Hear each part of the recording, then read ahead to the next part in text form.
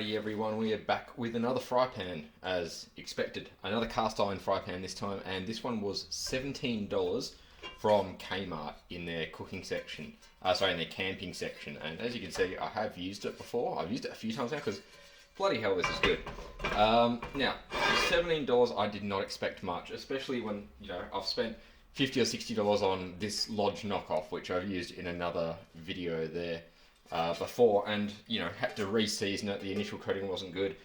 I didn't expect this one to be seasoned at all either, but as you can see, I've been wiping it clean. I've had no issues. It's actually a little bit extra seasoned here now from where I've had some oil on it. Perfectly fine, that's how you're supposed to use them, but $17 for a cast iron fry pan that's pre-seasoned came out for the win. So just briefly, it has a standard handle on it as you'd expect. It has sticky stuff on the bottom where I haven't cleaned it properly. That is fine. You got your little pouring spouts each side. It doesn't have the handle on the other side. Now I do like that, especially because these have a bit of weight. You got to remember to use your gloves, but it can really help, especially if you're, maybe a little bit injured, or if your arms aren't that strong, or whatever your issue is. One-handed, these can be a little bit weighty. So if we have a look at that on the scales. Pull this one up, and it says this thing is 2.6 kilos, so pretty heavy. This one I think was about 3. Oh, this feels light actually. 2.7. Alright, nearly the same weight as this, but compared to a normal fry pan, if I grab one out,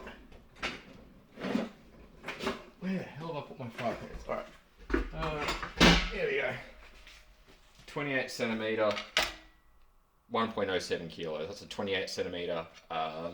Fry pan from Kmart as well, that I've got for making omelettes. It's got that perfect round edge, it's got that same awesome non-stick the rest of them have got, but that's not what we're here for. Pardon me walking around as I'm talking. Now, if you haven't cooked cast iron before, practice with steak. It can get a little bit expensive, but they are excellent for steak. Now, they do take a little bit of care. You do need to maybe occasionally season them if you don't treat them well, if you chuck them in the dishwasher, if you get, clean them with soap, anything like that. Otherwise, you just pretty much cook with them, wipe them down, use them again. You don't want to drop it, depending on the quality of the cast iron. They can be brittle, they can break. They are heavy, so you've got to be aware of where you're storing them. You don't want to store them on top of any of your non-stick, like Teflon style pans, because you'll scratch the living bejeebus out of them.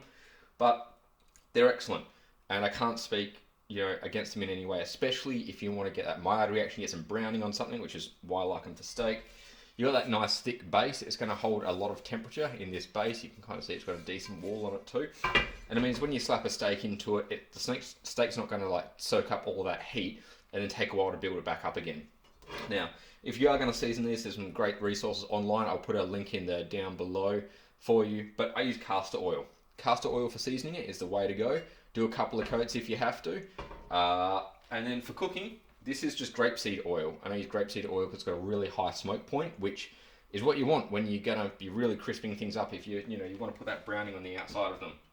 So let's grab some steaks out, and we'll cook a eye fillet in this, or whatever I've got in the fridge, see how it turns out, and then afterwards I'll show you how to clean it. Hold tight. Alrighty, so here we have a nice bit of eye fillet from the local grocer. It was about 15 bucks. It weighs 300 grams pretty much. And then we have here a glass of something nice that girl bought me from another shop recently. Now, she will be back in another video. I'm not sure if you guys liked her engaging a little bit, but we bought a new wok and another set of things from Kmart, as always. And this is meant to be, the ones that we've bought that I want her in again, is meant to be carbon steel, not cast iron. So I'll talk a bit more about that in that episode. But for now, let's get this heated up. There we go. That is on fairly high, not rip roaring, but about probably 2/3 of the way there. Excellent. And gonna get some of that oil into it. Now, this has been wet aged essentially in the vacuum pack like that. Have a look at Guga Foods if you want to know more. Guga is excellent at steaks. I'm nowhere near that level. I take a few little cheap shortcuts. I don't have his grilling skills, but I do like my steak. So what I'm going to do, I'll heat that off to the side slightly. Can I even... Yeah, there we go. And I can even get this in a bit more focus for you. So what I like to do is keep it nice and simple, as Guga usually does. Drop that out, grab some paper towel, pat it dry, A lot of people like to get their steak up to room temperature. I mean, I'm really not bothered whether it is or isn't room temperature. I don't think it makes too much of a difference, but some Puritans might beg to differ. But wet aged is always good. Dry aged is excellent, but dry is fine. I've then got some nice big sea salt flakes, so slap some of those on top because you always like a hefty bit of salt on there. Now, a lot of people say, "Oh, that's too much salt. You're gonna, lose all the flavour of the meat." One, cast iron seems to keep a lot of good meat flavour. Secondly, get a good bit of meat. It's got a lot of natural flavour that the salt's not going to combat. It's going to kind of work with an accent. Now, thirdly, the salt's going on at the start, and when the salt is cooked right at the start, the flavour completely changes. You don't get anything like what you do when you salt something at the end. Now, I believe America's Test Kitchen, or might have been Josh Weissman or Adam Ragusea, or one of those guys did a really good example of that. I'll try to find it and put the link below. But if you want more cooking, binging with Babish, Adam Ragusea, Josh Weissman, Alex, Guga. All excellent. Check them out. Now, that's in there. I am also going to be using the McCormick's steak seasoning, grill mate stuff. Made in Australia by McCormick's, sold in Canada, and I have to buy it from Canada, which is amazing. But this stuff is excellent. Thank you to Mathew Posa, who's got a great camping channel that does all these, wild and crazy negative 40 degrees Celsius expeditions. He lives by this, and as much as I hate coriander, I can tolerate it in this. It's the only time I can. If you have a look here, it's got a whole pile of seasonings in it. And luckily you can't taste the coriander, but it goes a long way. I've had this for quite some time now. So, get that back center frame. And have a look at what's going on here. Just going to give that a minute to heat up. Now, once this starts smoking, off the top of my head, that's around the 600 degree mark. That's 600 Celsius. I don't recall what that is in freedom units. If I remember when I'm editing, I'll stick on the screen about here. But hot. It's already getting hot. I know that because I just touched the oil that was on that, and it hurt. Now the other things we've got here is we've got some butter. I'm going to get some garlic and a bit of rosemary. Standard store-bought rosemary and a bit of garlic. For the garlic, I'm just going to give it a slight crush. You can use the knife if you want. Both work perfectly fine. Just want to break up that outer shell a bit, get the garlic out, and even crush some of the garlic flesh slightly. There we go. Just like that works for me.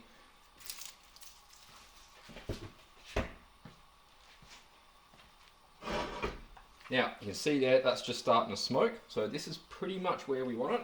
What I'm going to do is slap the steak straight down in it. It's going to make a bit of noise. I'm going to cover it because it's going to splatter a bit. I don't want to get it on the good camera up there. But people say only turn it once. Doesn't matter how many times you turn it. You turn it until it's cooked. What we're doing here is searing it, and then we'll bring it up to about 55 degrees to get that medium rare.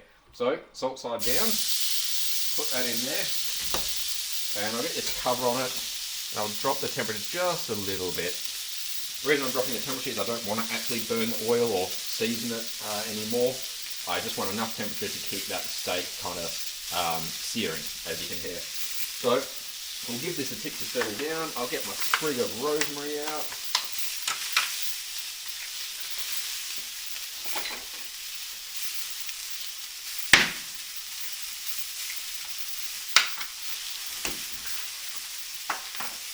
We'll chuck a bit of butter on top of that. As Josh from Mythical Kitchen keeps saying again and again, mount it with a bit of butter. We'll chuck the garlic in there as well to soak up some of that butter. And that's going to kind of soften the texture a bit. It gives it a little bit more oil when we turn it over. And just alters the flavour a little bit in a way that I quite like. Cover that back up for a moment. We can see the heat is just starting to make its way up the side there. That's kind of what I normally keep an eye on. We'll give that maybe another 30 seconds or so. You hear the simmering is settling down just slightly, which means it's forming that nice crust underneath.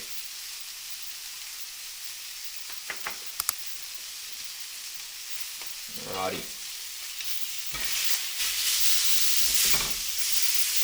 There we go, that's looking pretty good. It might need another turn, but I'm perfectly okay with that. We've got a lot of that browning, it's nice and crunchy there. It's a bit of a round cut, so it's not going to be exactly as we want it, but Get a bit of this on there. Make sure the flavour is spread throughout. And always remember, these things are hot, so you're going to grab the handle, use a cloth. I'm just going to roll that butter around through it a little bit. And even chuck a bit more on top.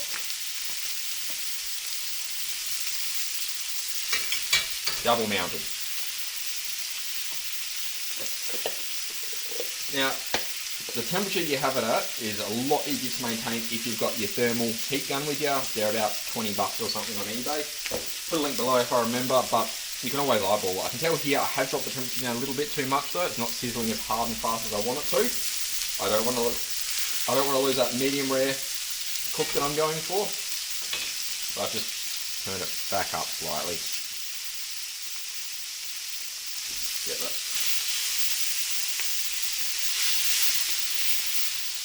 Okay, you can see there it's starting to get a nice good cook on that side. That was looking excellent. Give it another few seconds, flip it back, and then we're going to turn it right down.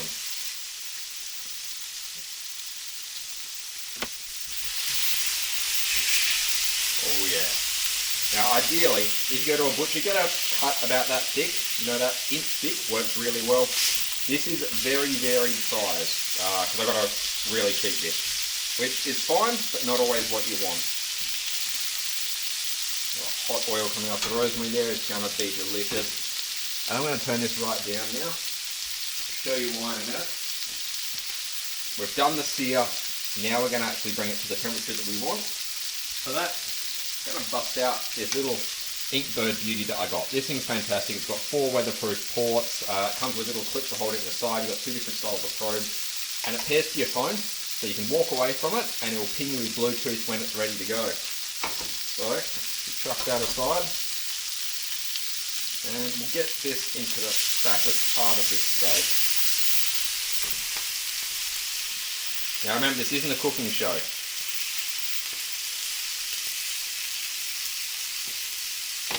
I don't make the best steaks, I don't claim to. I do love eating steaks, but they're not the best. They are, however, better than a $40 chef special steak I had from a local restaurant recently. Really disappointed by this. $40 and it was a chef special and it came out with the, say the bones that thick, the meat was about that thick and pulled away from the bone. Very grey, very dry. There's more moisture in my left shoe than there was in that steak, which is just disappointing. But got the $40 back, ate the salad and the chips anyway. You see here on this mobile app, I've got it paired with Bluetooth and I've got it set to beef medium rare, which is going to buzz me at 54 degrees. So we can chuck that on there, keep a little bit of heat in it, and go about our business until our phone tells us that our steak is perfect.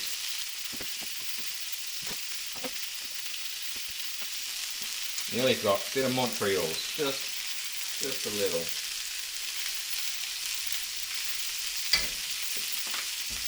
Keep that heat distribution even. Now you don't want your temperature probe actually touching the metal. Right in the guts of the steak is what you're after.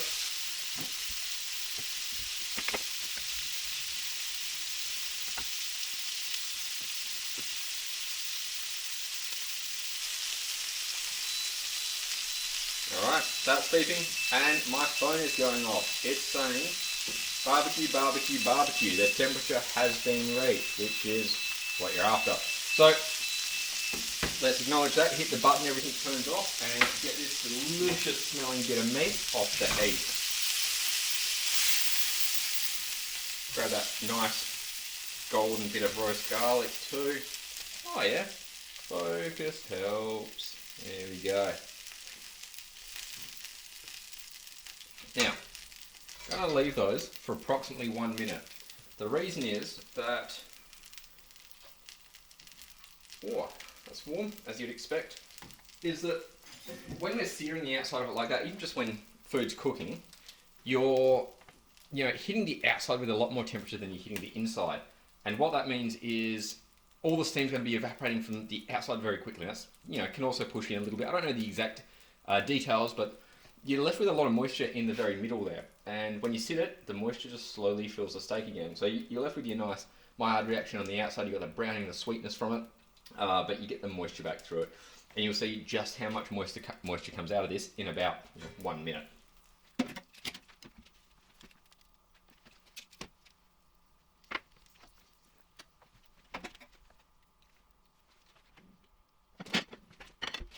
Alrighty, so it is starting to leak a little bit. You can see it's building up a nice sweat pile under there. Let's have a look at a cross section of this. Ooh, oh yeah, that's looking quite nice. Is that in focus properly? Let's have a look.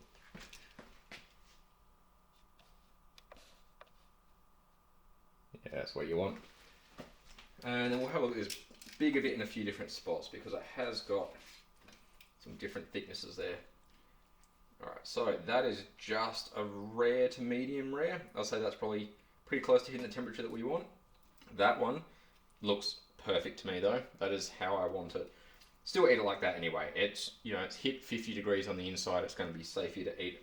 It's safe for you to eat at any temperature if you get a good enough cut of steak too. So always best to use your local butcher. But now we are left with this dirty fry pan. We have a whole pile of dirt and all sorts of stuff in there, rosemary, garlic, some seasoning. Now, first thing you want to do is make sure you get as much of that hot oil out as you can, and you can wipe up anything else in the meantime.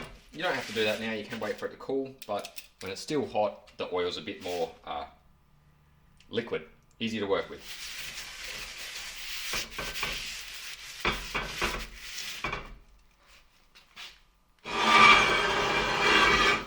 That's a fun sound.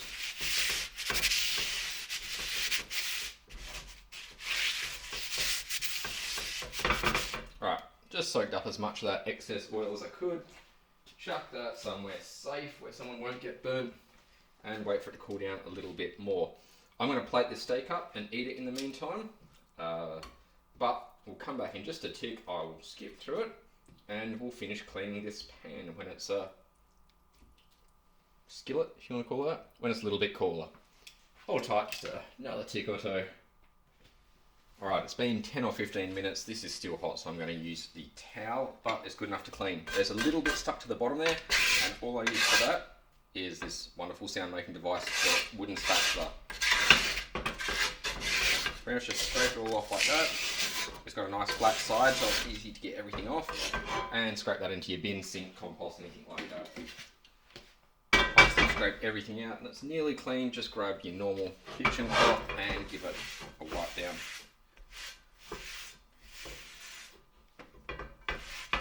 That is it. Any oil that's left in those little divots or anything like that, and you can see it's a little bit shinier than when I started, that's just going to cook up or burn slightly and season it even more. One of the wonderful things about cast iron frying pans is that the more you use them, the more seasoned they get.